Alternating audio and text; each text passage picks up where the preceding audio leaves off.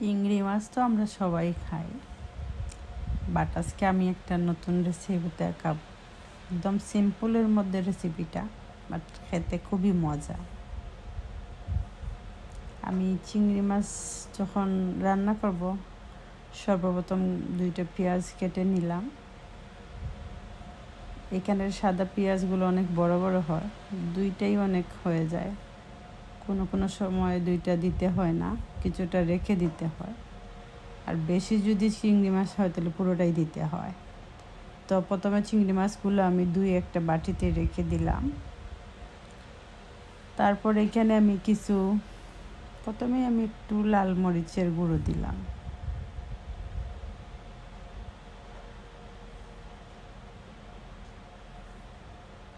যারা মরিচ বেশি খায় তারা একটু বেশি দিতে পারে। তারপরে একটু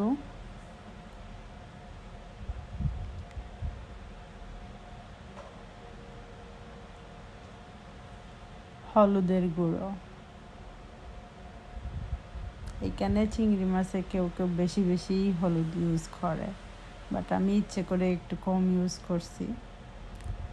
এরপরে এটা হচ্ছে গরম মশলার গুঁড়ো। এখানে তুমি যদি চাও জিরের গুঁড়ো অ্যাড করতে পারো।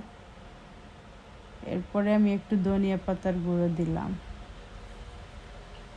এইখানে একটা মশলা আছে যেটা সব রকম গ্রোসারি স্টোরে পাওয়া যায়, সেটা হচ্ছে যে গার্লিক পাউডার।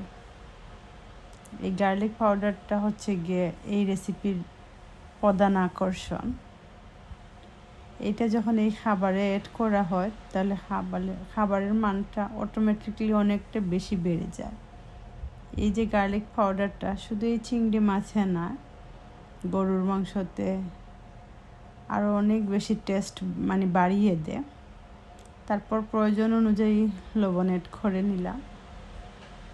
এরপরে আমি এইখানে লবণ অ্যাড করার পর আমার ইচ্ছে মতো আমি একটু করে সয়াবিন তেল এখানে অ্যাড করে নিয়ে কিছু সময় ম্যারিনেট করব। তো ম্যারিনেট করে আমি একটু সময় রেখে দিব।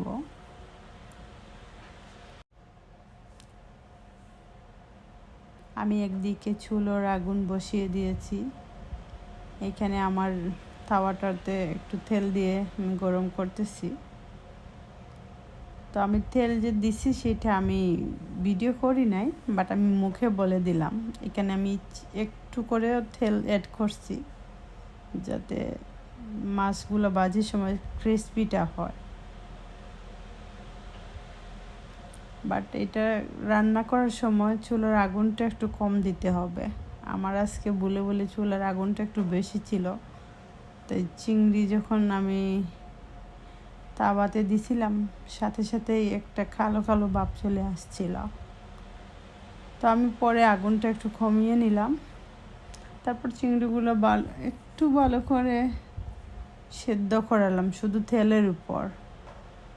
তারপর আমি এক সাইড করে রেখে দিয়ে একটু পেঁয়াজ একটু কাঁচামরিচ দিয়ে ওই যে গার্লিক পাউডার যেটা বলছি সেটা একটু অ্যাড করছি, সাথে একটু লবণ আর এরপর আর কোনো মশলা আমি দেই নাই।